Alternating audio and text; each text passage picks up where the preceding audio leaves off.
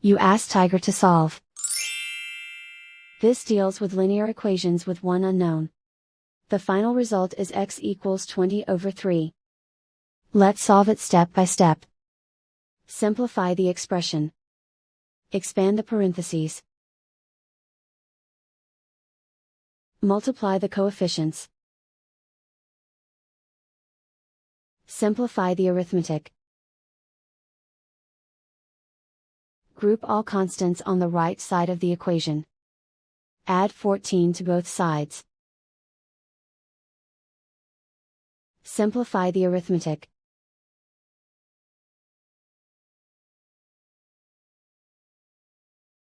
Isolate the x.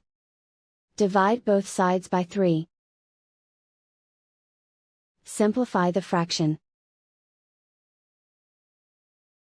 And so the final result is x equals 20/3.